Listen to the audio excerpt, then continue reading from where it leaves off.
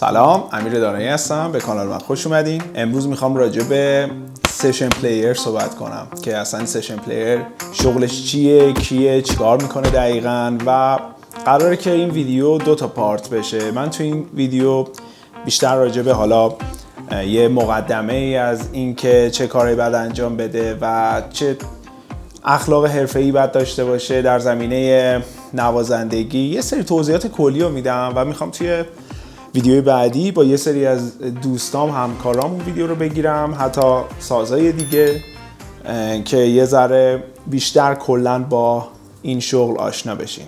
خب کلن سشن پلیر دسته‌بندی داره دیگه. مثلا میگن سشن پلیر، سشن استودیو، استودیو اینسترومنتالیست، بکینگ میوزیشن.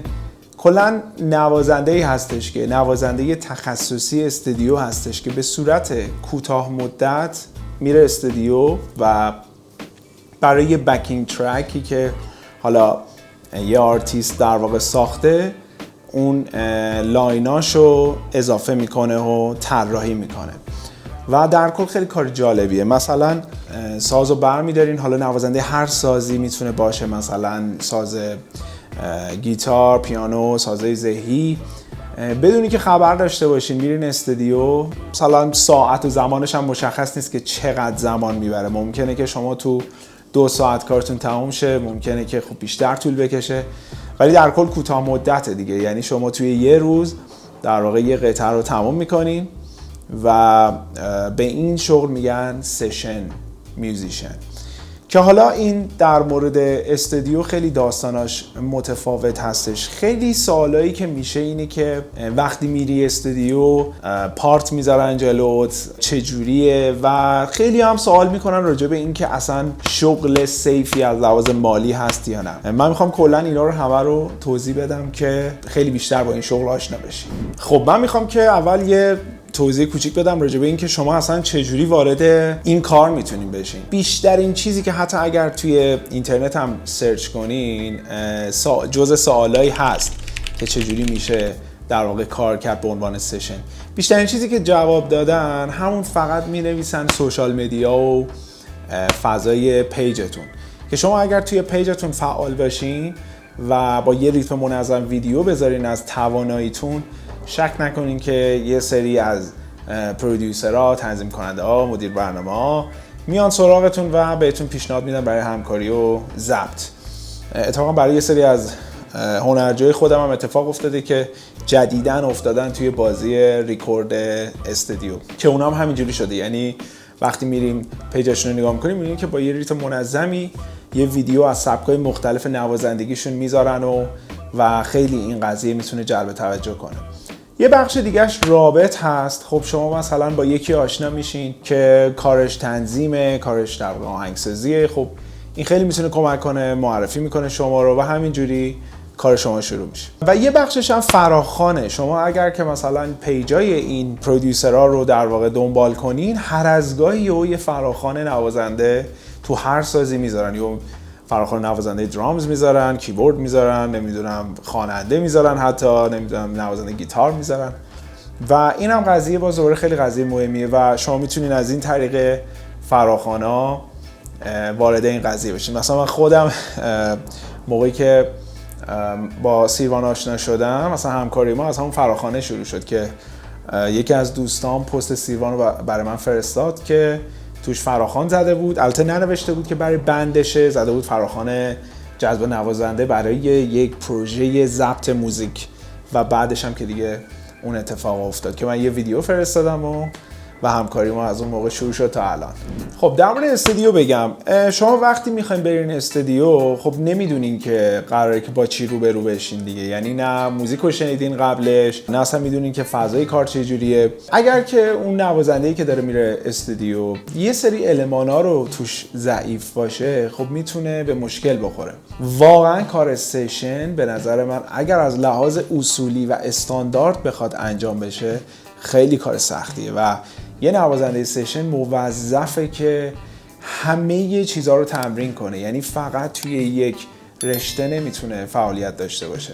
یعنی مثلا بخوام مثال بزنم، یکی که آرتیست هستش خیلی نیازی نداره که حتما مثلا در زمینه ترانسکرایب کردن فعال باشه، حتما نیازی نداره که مثلا سولفژ خیلی فوق‌العاده‌ای داشته باشه. خب درسته که اگر اینا رو بلد باشه خب خودش قوی تر میشه، ولی تئوری مثلا نیاز نداره خیلی بدونه، چون آرتیست دیگه به یه درجه رسیده که با هوشش، با فرمولایی که داشته رسیده، حالا دیگه دست خودشه، میتونه این کارا رو هم انجام بده و بهتر بشه، میتونه هم انجام نده. ولی یه سشن نمیتونه تئوری ندونه، سولفژش ضعیف باشه، گوشش ضعیف باشه، ریتم خوانی ندونه، دیکته تایمینگو ندونه. اینا رو باید حتما همیشه تمرین کنه و هرچی اینا رو بیشتر مسلط تر باشه قطعا همیشه میخوانش توی استودیو، برای ضبط همیشه لازمش دارن و همینطور برای کارهای گروهی. چون که شما میرین استودیو همیشه به این فکر نکنین که ممکنه که پارت بذارن جلوتون، که در قطعا اون پارت هم خیلی کار سختیه. پارت خوندن، سایت ریدینگ، در واقع شما خیلی تمرین لازم دارین که بهش برسین که پارت گذاشتن جلوتون خیلی سریع بتونین دشیفت کنین، که خوراک نوازنده‌های کلاسیک هستش. ولی معمولا حالا طبق تجربه خودم بخوام بگم، ضبطایی که رفتم اکثرا خب با دهن میزنن ملودی رو، یعنی خیلی چیز عادیه، یعنی نه فقط ایران، توی خارج هم مثلا همچین چیزی هست. میگم خارج یه ذره یه جوریه، ولی واقعا هست. من با یه سری سشن پلیرای حالا خارجی معروفم که تو اینستاگرام هر از گاهی مثلا چت میکنیم، حرف میزنیم، اونا هم همین سیستمشون، یعنی یه چیز کاملا مرسومیه که اون تنظیم کننده یه ملودی تو ذهنشه که مثلا یهو به ذهنش همون لحظه میرسه، میگه اینو بزن ببین چجوری میشه، مثلا با دهن میخونتش. و اگر اون نوازنده ریتمش، نمیدونم، بحث سولفژش و همینطور بحث ذوق و خلاقیتش اینجا خوب باشه، خیلی میتونه اون ریفر رو به بهترین شکل ممکن پیاده کنه. در زمینه تون صداتون و تجهیزاتی که شما لازم دارین، کسایی که مثلا خیلی دوست دارن که کار سشن رو انجام بدن، خب قطعاً به یک مولتی افکت احتیاج دارن، چون با پدال بورد نمیشه در واقع رفت استودیو، دنگ و فنگش خیلی زیاده، شما باید امپ داشته باشین اونجا، یه پری امپ، یه ذره کار سختیه هندل کردنش. و اگر مولتی افکت داشته باشین خب خیلی راحت تر میشه. و در زمینه نرم افزار هم یه ذره قضیه ریسکی هستش، مگر اینکه کارو براتون بفرستن و خودتون تو خونه بخواید ریکورد کنین. ولی اگر بخواید برین استودیو، معلوم نیست که حالا اون بخواید با لپتاپ برین، یه ذره دردسرای خاص خودشو داره.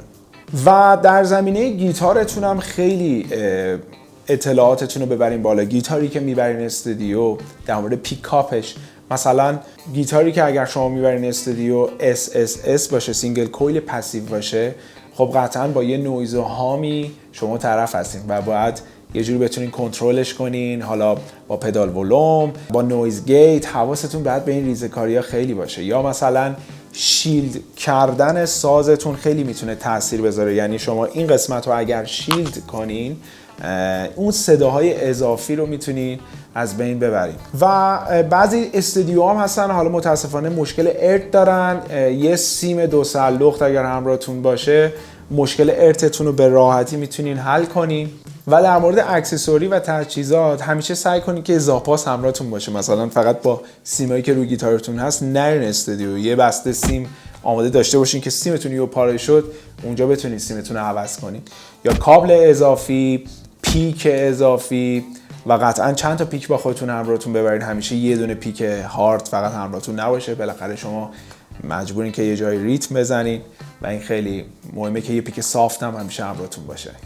کسی که علاقه داره به کار سشن خیلی باید اینفلوئنس داشته باشه، یعنی فقط شما نمیتونین با یه سری گیتاریستای محدود همیشه اینفلوئنس داشته باشین. شما باید مثلا ببینین که خب توی کار سشن ریکوردینگ و توی نوازنده های استودیو کیا در واقع خیلی معروف هستن و بیاین اینا رو یه ذره تحقیق کنین راجع بهشون، ببینین چه المانایی داشتن که انقدر توی استودیو ریکورد میکردن. مثلا برای مثال من خودم همیشه خب فن جو ساترینی بودم، فن جف بک بودم، ولی یه ذره مثلا حالا علاقم روی این شغل بیشتر شد، تحقیق کردم دیدم چقدر نوازنده‌ای هستن که استودیویی ان، یه جایی کاراشون رو شنیدی اصلا نتونستی تشخیص بدی که این اون نوازنده است.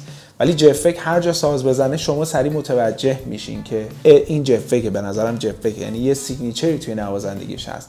ولی یه سشن پلیر اتفاقا نباید همیشه یه سیگنیچر داشته باشه، یعنی باید مثل یه بازیگری که توی یه فیلم نقش یه آدم خیلی وحشیه، توی یه فیلم خیلی مظلومه که آدم تلش میسوزه باشه، یعنی باید خیلی منعطف باشه. یعنی شما توی یه موزیک ازتون میخوان که با یه تاچ اسمو جاز بزنین، توی یه ترک ازتون میخوان که با یه تاچ هارش خیلی هارد راک ساز بزنین.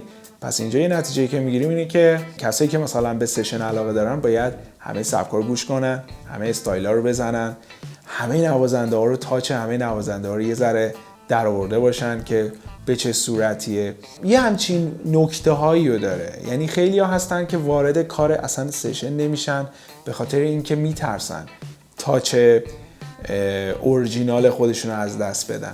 داریم البته سشنایی هم که تابلو و انتاساز میزنن، ولی در کل یه سشن باید خیلی انعطاف داشته باشه توی استودیو. یعنی نباید تاکید داشته باشه روی اینکه یه چیزی رو همیشه داره تکرار میکنه.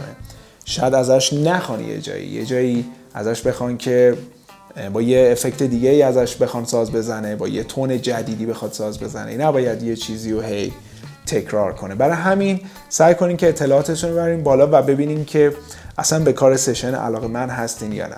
مثلا من خودم اگه بخوام اسم سشن پلیرای مورد علاقه‌مو بخوام بگم در زمینه ساز گیتار، استیو لوکاتر، تام بوکووک، تیم پیرس، میک رانسن، اینا هستن و هر کدومشون هم خیلی توی ریکوردهای خیلی مهمی بودن و من خیلی ازشون الهام گرفتم و خیلی چیز ازشون یاد گرفتم. پیشنهاد میکنم حتما برین سرچ کنین و شما هم ببینین کارشون رو. یه سری موقعیت‌های خاصی توی استودیو پیش میاد که شما باید خیلی حرفه‌ای در واقع رفتار کنین. مثلا شما خیلی نوازنده خوبی هستین، خیلی خلاقین، میرین استودیو ولی از شما چیز جدیدی نمیخوان. یه سری لاینا رو در واقع نوشته شده از قبل، مثلا اون تنظیم کننده اومده طراحی کرده خودش و فقط میخواد شما اونا رو کاور کنین، اصطلاحاً میگن، یا هم کپی کنین و رو سازتون با تاچ خودتون پیاده کنین. یعنی در واقع براتون میذاره، میگه من اینجا اومدم مثلا تو کورس این لاین رو زدم، پلی میکنه، بعد شما باید همونو رو سازتون هندل کنین بزنین و اینم باز دوباره خیلی چیز عادیه. بعضی وقتا میبینم که یه سریا گارد میگیرن که آره رفتم استودیو نذاش من ایده همو بگم، همش خود ای زد و اینا. این چیز خیلی عادیه. تاچ شما رو دوست دارن، تون شما رو دوست دارن و دوست دارن که شما با تاچ و تونتون همون لاینایی که زده شده رو پیاده کنین. ولی یه سری موقعیت‌های دیگه هم هست که اون پرودیوسر نمیدونه دقیقاً چی کار باید بکنه. یعنی حتی بیس و درامز هم نوشته ولی راجع به گیتارش آیدیایی نداره و اونجا شما به عنوان یه نوازنده حرفه‌ای دعوت شدی و باید سعی کنی که هندل کنی. حتی در لحظه میتونی آهنگسازی کنی. اتفاقا خیلی بحث هست راجع به این قضیه که استیو لوکاتر مثلا توی آهنگ بیدت مایکل جکسون با کوینسی جونز که ریکورد داشته ریفو ساخته بوده توی استودیو ولی خب به اسم پرودیوسر در اومده بوده این قضیه. این هنوز معلوم نیست که این قضیه به چه صورتی هستش که حالا اونم آهنگسازی کرده، ریفو ساخته، باید اسمش بره توی لیست پرودیوسرها یا فقط به عنوان سشن در واقع اسمش ثبت میشه. ولی در کل این که شما باید خیلی خلاق باشین. یه چیز جالبی که به نظر من این شغل داره اینه که شما لحظه به لحظه یک موزیکی رو که اصلا خیلی خام هست، هنوز ساخته نشده رو شما پرودیوس میکنی و خودتو در درجه اول سورپرایز میکنی، چون خیلی جذابه که اون لحظه مثلا داری به یه ریف فکر میکنی، میبینی که چقدر میتونه اینجا این ریف قشنگ بشه. خیلی باید حرفه‌ای در واقع انتخاب کنی لایناتو. مثلا اگر داری فکر میکنی که داری زیاد میزنی، اونجا باید استاپ کنی و بگی که نه اینجا موزیک خراب شد. یعنی باید فکر کنی که موزیک خودته و داری واسه موزیک خودت فکر میکنی و تصمیم میگیری. خب بریم سراغ بحث جنجالی درآمد و دستمزد که خیلی هم اتفاقا از من سوال میکنن که آیا شغل سیفی هست این کار سشن استودیویی و چقدر ما باید بگیریم، دستمزد چه جوریه.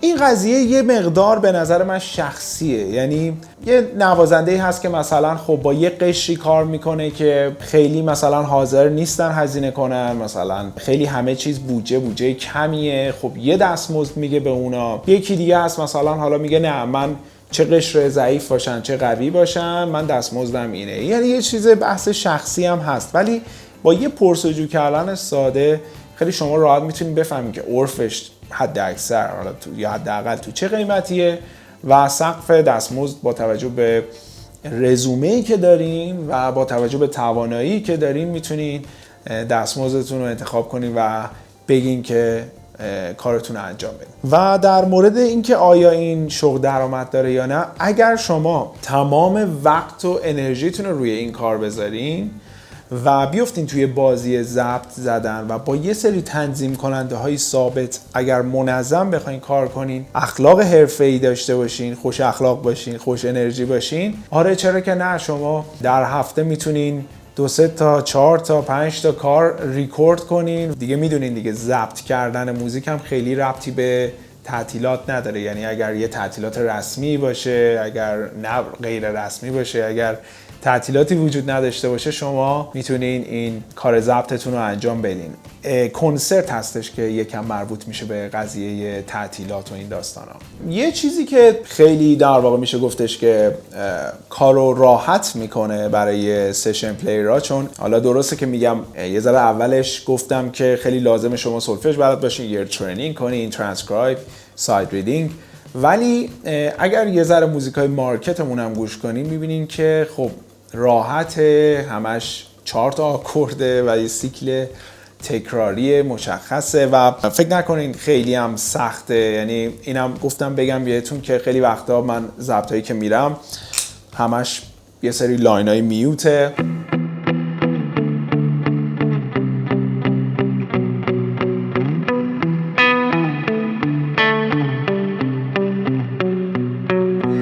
و چند تا ریتم و آرپژ و سولو زدن، ولی خب ضبطایی هم به پستتون میخوره که بخواد کار سختی باشه. ولی اکثر موزیکایی که حالا تو مارکتمون هست فرمتشون این شکلیه. گفتم اینم بهتون بگم که خیلی پنیک نکنین از این شغل.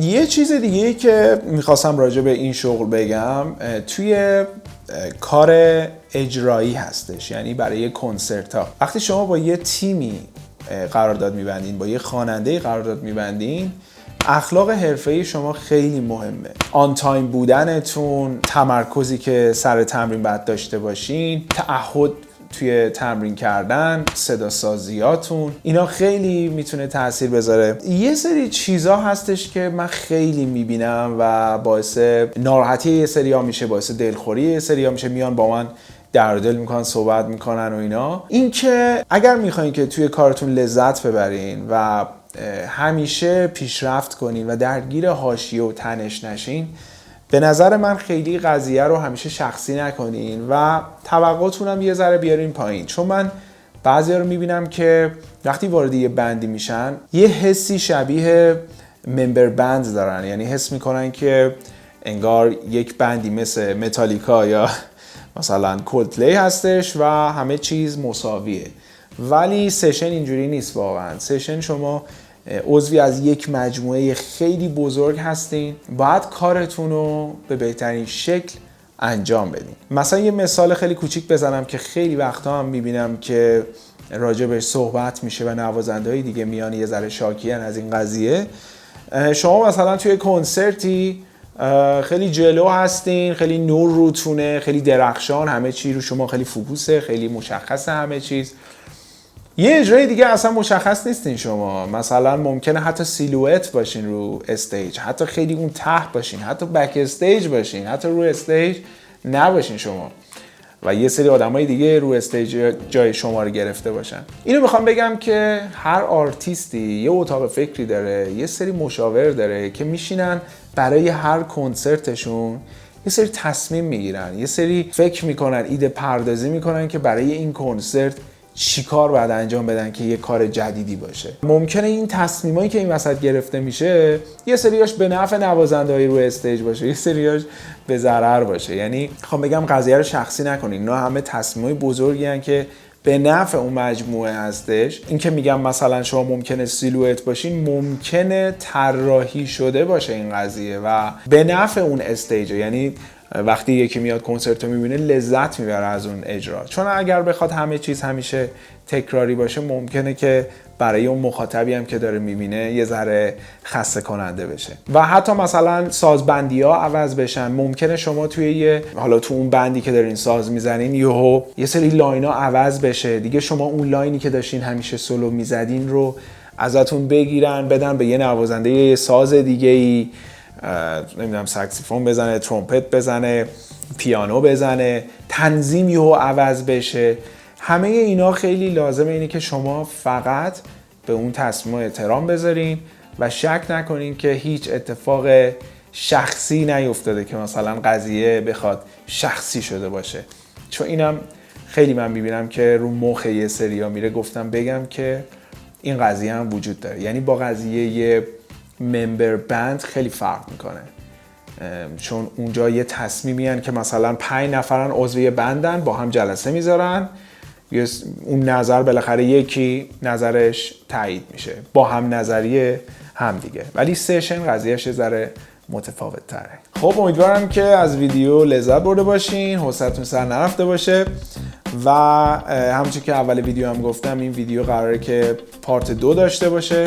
من میخوام با یه سری از همکارم صحبت کنم، حالا دوستای درامر، بیسیست، و ازشون بپرسم که چه مشکلایی وجود داره تو این شغل، چه خوبیایی داره. و شما هم اگر سوالی دارین حتما زیر این پست بنویسین که دوست دارین بیشتر چی بدونین راجع به این شغل و کنجکاوین بیشتر، که من ازشون توی ویدیو بعدی ازشون حتما بپرسم. دمتون گرم.